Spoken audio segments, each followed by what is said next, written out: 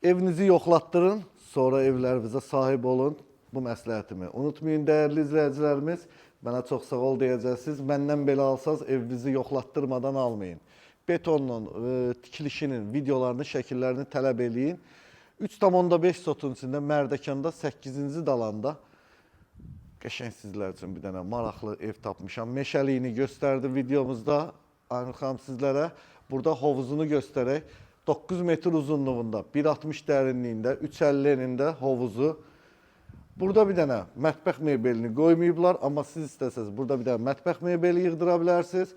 Burada manqalı cam balkonla da bağlaya bilərsiniz. İsti döşəməlidir. 7 tonluq su anbarı var və yanında hovuzun filtr sistemi. O demək deyil ha, burada su yoxdur.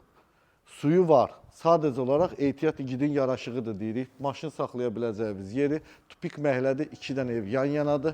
Ya Allah, daxil olaq evimizə keçməmişdən öncə evin ətrafını tam dövr eləmək mümkündür. Gördüyünüz kimi bu da keramogranitdir, üzdənilib. Ya Allah, nə qəşəng evdir maşallah. Like'larınızı gözləyirəm. Bax, TikTok, Instagram, məni keşfətə salın qardaş. Mən pullu reklam vurmuram deyə heç kim məni keşfətə salmır. Bu nə deməkdir belə? Geniş bir zal, burada dolabları, bir dənə dolabı burada və mətbəxi, mətbəxdən də həyət görüntüsü. Tavanın hündürlüyü 3,40-dır, bunu da qeyd edeyim sizlərə. Mətbəxdən də bayra çıxmağa yeri var. Mən hətta o yaşıllığın ortasında bir dənə stol qoyub əyləşərdim. Gözəl evdir. Bu arada videoda düşmür, amma mən sizlərə deyim, bu divar kağızıdır. Bilirsiniz, boya ilə olan, üstünə boya vurula bilən divar kağızıdır.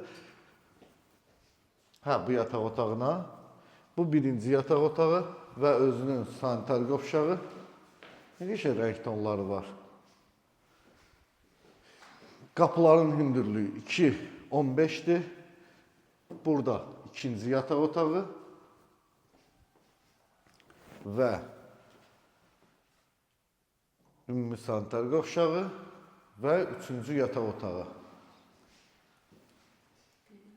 Qəşəng evdir. Qiymət. Qiymətini deməmişdim. 295 min manatdır bu evin qiyməti. Kupçası sənədləri qaydasındadır.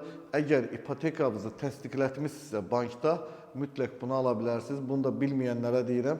Bəzən müştərilərimiz ipotekanı təsdiqlətmədən gəlib evlərə beh verirlər və sonra bunun fəsadlarını yaşayırlar. Bunu yaşamamaq üçün birinci bankınızla danışın.